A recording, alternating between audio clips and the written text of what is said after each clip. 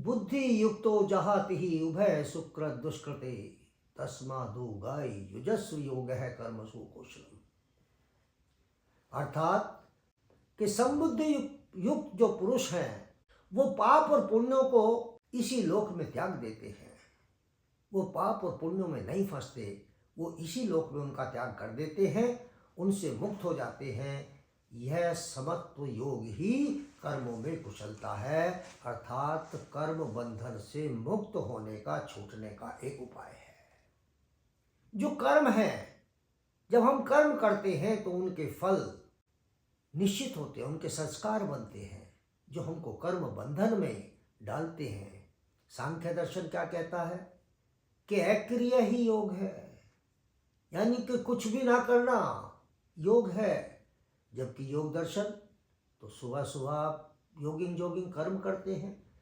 तो वो सांख्य कहता है कि कर्म तो बंधन में डालने वाला है, इसलिए कर्म क्यों करना, अक्रिय ही योग है। और योग दर्शन कह रहा है कि जोगिंग करो, सूर्य नमस्कार करो, ये आसन करो, प्राणायाम करो। तो अंतर कैसे?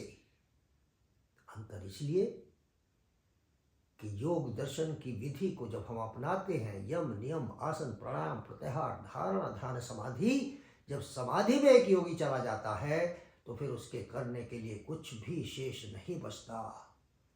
और वो कहता है, हे परमपिता परमेश्वर, मैंने तो सारी वृत्तियों पर रोक लगा दी, मैंने तो पंच क्लेशों को समाप्त कर दिया, मेरे भीतर तो अब कोई विकार नहीं है, सत्य की अविरल धारा बह रही है, अब मैं क्या करूं? तो यहां आकर के सांख्य दर्शन और योग दर्शन एक हो जाते हैं, क्योंकि यहां योगी अक्रिय हो गया है, करने को कुछ नहीं है। अब केवल एक ही साधन बचता है, ईश्वर प्राणिधान, यानी कि उस ईश्वर के प्रति पूर्ण शरणागति। तो योग की दो परिभाषाएं गीता में भगवान कृष्ण ने कही। कठोपनिषद क्या कह रहा है? यदा पंचावतिष्ठन्ते ज्ञानानि मनसा सह बुद्धिश्च न विचेष्टति तामाहु परमागति। जब हमारी पांचों ज्ञानेंद्रियां तो समझते हैं ना सब, हमारी कान है, आंखें हैं, नासिका है, जिह्वा है, त्वचा है, जब ये पांचों ज्ञानेंद्रियां मन के साथ स्थिर हो जाती हैं, क्योंकि जब तक मन स्थिर नहीं होगा तब तक ज्ञानेंद्रियां भी स्थिर नहीं होंगी, और ज्ञानेंद्रियों का प्रभाव कर्मेंद्रियों पर आएगा, कर्मेंद्रियां भी स्थिर नहीं होंगी। जब मन स्थिर हो जाएगा, मन पवित्र हो जाएगा, विकार रहित हो जाएगा, विद्रुपताओं से रहित हो जाएगा, तब हमारी ज्ञानेंद्रियां और कर्मेंद्रियां भी स्थिर हो जाएंगी। तो यही कह रहे हैं, यदा पंचावतिष्ठन्ते ज्ञानानि मनसा सह, जब मन के साथ हमारी पांचों ज्ञानेंद्रियां स्थिर हो जाती हैं और बुद्धि भी कोई चेष्टा नहीं करती, बुद्धि भी कोई चेष्टा नहीं करती, वो भी निर्मल हो जाती है, तो इसी अवस्था को परम गति कहा जाता है। और योगी प्रभव हो जाता है, अप्यय हो जाता है। प्रभव अर्थात उसमें शुभ लक्षणों का, शुभ गुणों का उदय हो जाता है और अशुभ गुण समाप्त हो जाते हैं, विलय हो जाते हैं। तो ये योग की एक परिभाषा ये है। योग की यूं तो अनेक परिभाषाएं हैं, सभी विद्वानों ने, ऋषियों ने, सबने अपने अपने हिसाब से परिभाषाएं दी हैं, लेकिन कुछ खास प्रमुख चीजों का यहाँ जिक्र करेंगे। सबने कहा कि इस आत्मा को परमात्मा से विलीन कर देना ही योग है, लेकिन महर्षि पतंजलि वो क्या कह रहे हैं? वो कहते हैं कि योगश्चित्त वृत्ति निरोधा, चित्त की वृत्तियों पर रोक लगा देना ही योग है। अर्थात जब चित्त की वृत्तियों पर रोक लग जाएगी तो बाकी आगे के जो साधन है वो तो स्वतः ही पूर्ण होने लगेंगे, क्योंकि सारे विकारों की जो जड़ है, रूट ऑफ ऑल कंटेंशंस, ये चित्त है। इस चित्त के अंदर हर वक्त विचारों का, भावों का तूफान सा उठता रहता है। के ऊपर रोक लगा देना ही योग है, ऐसा महर्षि पतंजलि ने कहा। और इसका रास्ता कहाँ से बताया? यम नियम आसन प्राणायाम प्रत्याहार धारणा ध्यान समाधि। तो समाधि तक लेकर के वो गए। अब वेदांत दर्शन, हमारे 6 दर्शन हैं, उनमें वेदांत दर्शन है जो एक अल्टीमेट दर्शन है।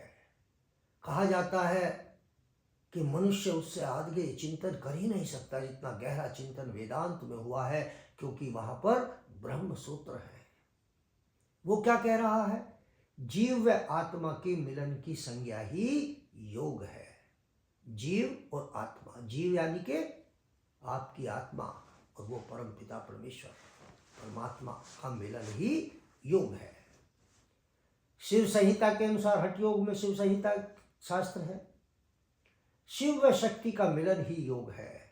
शिव और शक्ति का मिलन ही योग है, क्योंकि हठ योग मूलाधार को शक्ति मानता है और ब्रह्म इस चक्र में, सहस्रार चक्र में शिव का स्थान मानता है।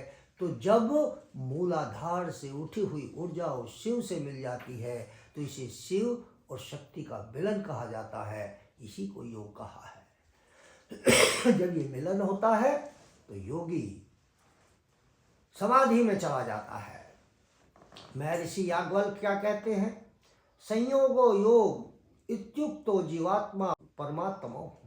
जीवात्मा व परमात्मा के संयोग की अवस्था का नाम ही योग है। जीवात्मा और परमात्मा के संयोग की अवस्था का नाम ही योग है।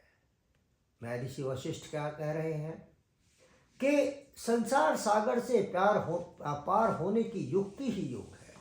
इस संसार में बहुत सारी उलझने हैं।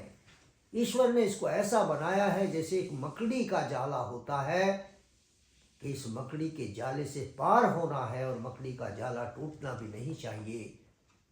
तो जो इस विद्या में निपुण हो जाए, यानी कि संसार सागर से पार होने की युक्ति ही योग है।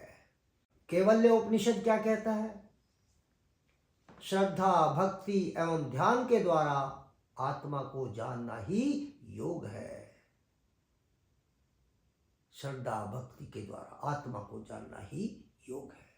एक मूल प्रश्न है कि मैं कौन हूं? मैं कौन हूं? यदि इस मूल प्रश्न को जानना है तो अपने भीतर उतरना पड़ेगा, आत्म साक्षात्कार करना पड़ेगा। और आत्म साक्षात्कार तभी होगा जब भीतर का शोर खत्म हो जाएगा, भीतर की विद्रुपताएं विकार दोष समाप्त हो जाएंगे, एकाग्रता की अवस्था आएगी, तभी हम अपनी आत्मा को जान पाएंगे। और आत्मा को जानने के बाद ब्रह्म को जानना होगा, उस ब्रह्म के साथ एकत्व को प्राप्त करना होगा। यही योग है। तो योग की बहुत सारी अनेक परिभाषाएं हैं।